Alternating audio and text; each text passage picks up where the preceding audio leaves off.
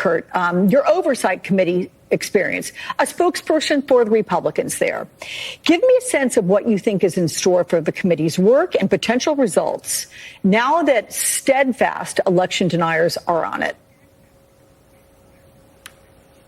Well, I think that you're going to see kind of that continuation of this embrace of conspiracy theory.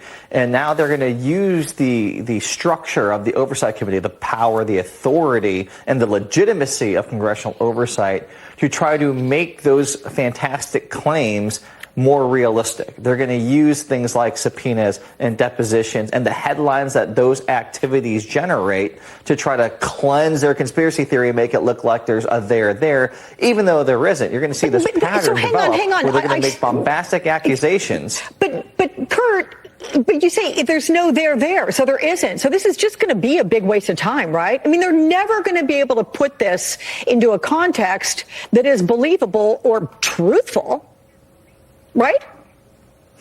Well, that's not the goal of the Oversight Committee under these Republicans. Truth and fact, that's not the point. What they want is the charge being worse than the actual facts. They want to make sure that they can lead with the accusation and then try to conduct an investigation that will bear some fruit. It's completely backwards to how you're supposed to conduct oversight. If you're doing it responsibly, you're not going out there making fantastic claims and accusations and going after family members of the president. You're following actual evidence and then drawing conclusions. In this case, they're making the conclusions first and trying to back that up with evidence later.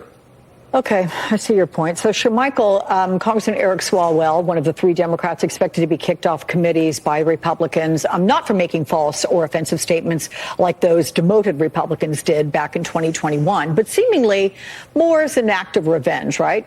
Take a listen to what he told MSNBC about the new assignments for those far-right Republicans. What you're seeing here is a party that barely won the House, lost the Senate. Kevin McCarthy took 15 votes, to become Speaker. He doesn't have political capital. He has a political deficit. He's not delivering on inflation, gas, grocery costs, healthcare, border, crime, all the things he told the voters he would deliver on. They have created a law firm, Insurrection LLC, and they're just going to carry out Donald Trump's grievances. Wow, Insurrection LLC. So do you agree, Michael, do these assignments undercut the credibility of these investigations?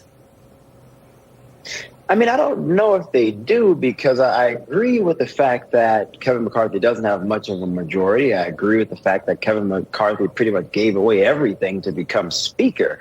No one is surprised by that who understands Washington politics, but nevertheless, they were given the House.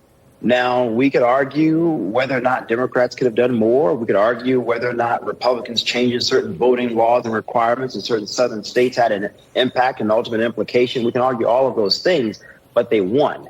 And so with that said, I think the expectation for most of the American people, particularly when we think about passing a budget, trying to run the government, continuing to make sure that the economy doesn't crater, the American people expect the Republican Party to issue some form of a legitimacy to say, okay, we're going to pay down the debt, but also keep the government open. But they don't want Republicans to say we're going to crash the government in total, Alex. And so I think Kevin McCarthy has to be very careful here because, again, to the congressman's point, it's a slim majority. It could change in 2 years. And so what I'm more intrigued by, not necessarily what the Lauren Boeberts of the world are going to do, Alex, I'm more intrigued by whether or not Kevin McCarthy will have enough power to actually work with Democrats on some legislative issues, or will he crater completely to some of the more far-right individuals in the party, which will make it even more difficult to govern moving forward over the next 2 years? That, I think, is where we really should pay a lot of attention to. And I was going to say that I agree with you. That's going to be super interesting to watch.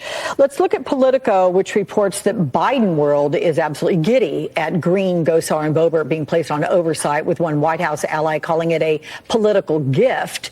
Is that how you see it, Kurt? Will these far-right Republicans on oversight, will they put Democrats in a better position to combat the investigations? Well, here's what we know about these cast of characters. 14 of the new members appointed to the Oversight Committee are election deniers. When you put people up there who have shown a penchant to embrace wild, fantastic conspiracy theories not rooted in reality at all, it undermines the credibility of anything that you do as a committee.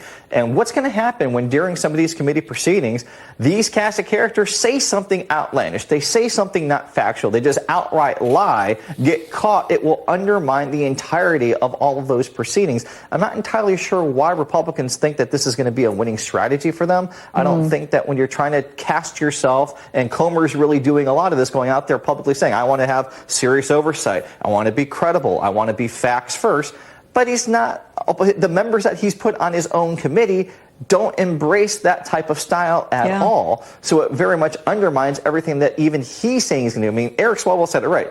Insurrection LLC. That's what you see when you look at the members of the Judiciary and the Oversight Committee.